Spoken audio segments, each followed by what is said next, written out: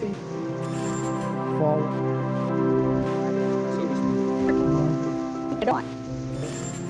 PC. Viewing. Forward. So to speak.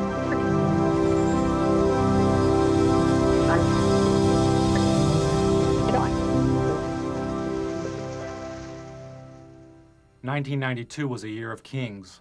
There was the LAPD beating of Rodney King, videotaped from an apartment balcony, and the hovering coverage of TV cameras and helicopters circling the city as the public rebelled.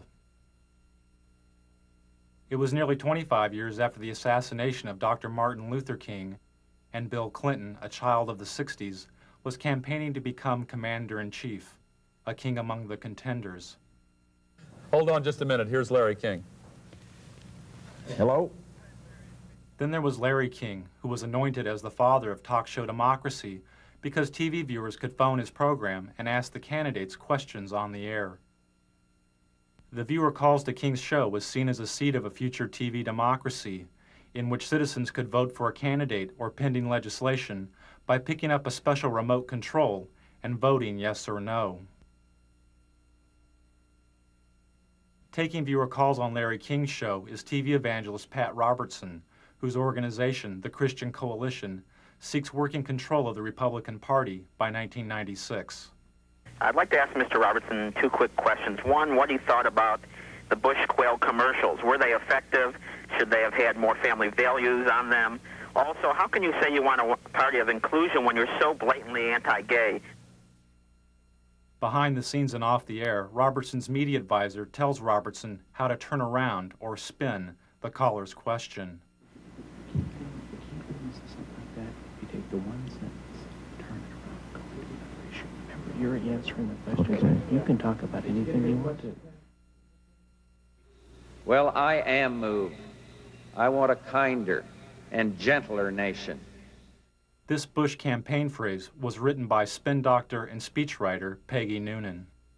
Because America is so infused by media that we are all spinning in a way. We're embellishing our story. Embellishment is okay. There's... What's not okay? Where does spin begin? The disingenuous part, the calculating, this isn't the whole truth part.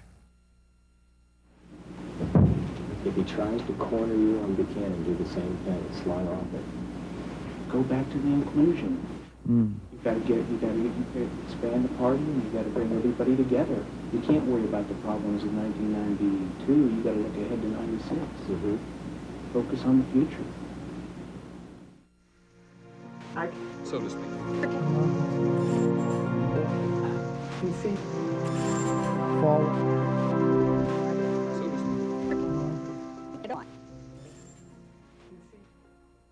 Anyone with a home satellite TV system, like the ones you see in bars or in people's yards, could have picked up Robertson and his spin doctor chatting off air.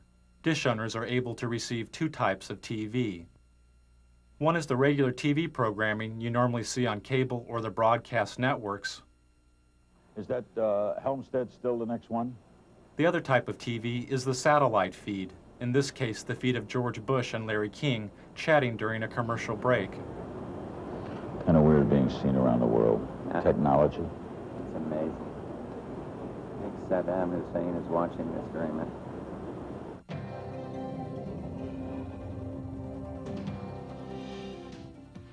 Satellite feeds are used by the networks to transmit images of news events from around the world.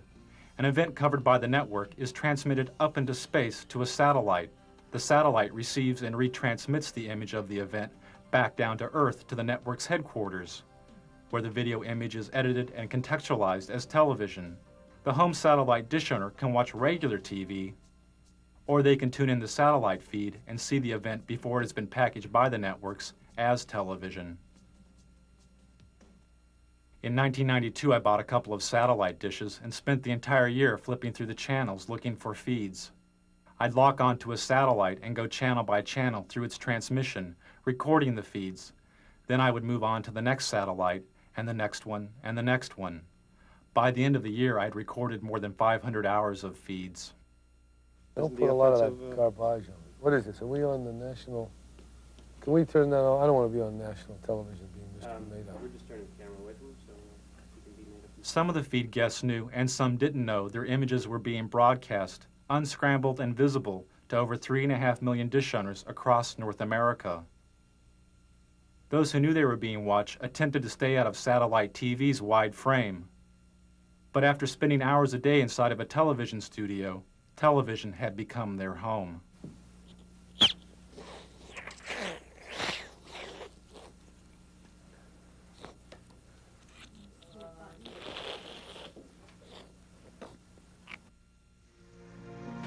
So to speak. PC. Forward. So to speak. Get on. PC. 1991 and 92 had been years of political extremes for George Bush. After the Gulf War in 1991, he had the highest approval rating of any president in modern history. But as the U.S. economy fell, so did Bush's ratings and his health. He and the First Lady Barbara Bush developed a thyroid condition known as Graves' disease. As Bush's ratings fell further, he decided to appear on Larry King's show.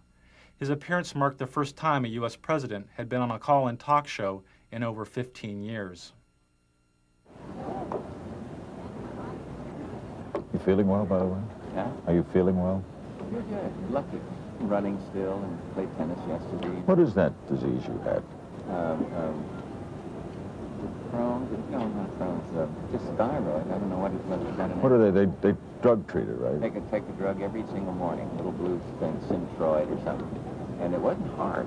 It's what the thyroid does to make your heart fibrillate. It's been very good. You know, I took halcyon for a long time after my heart surgery. Are you often that? I don't know that it's bad, Larry. It's the best sleeping pill in the world, but not daily. No, oh no. Okay. Now it's gotten such a bad rap.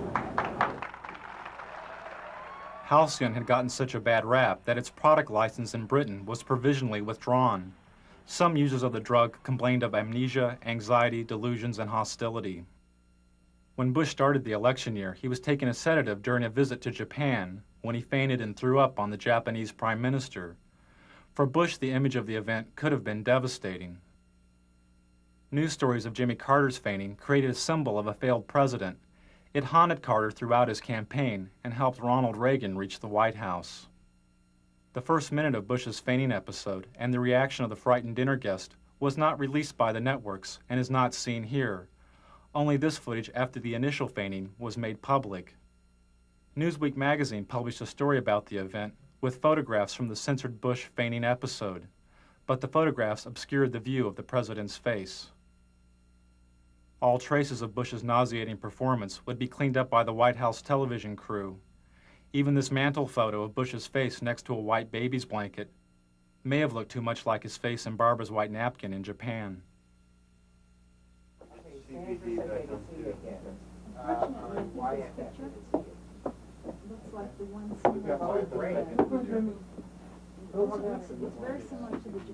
You want to take one of Anna? You got it.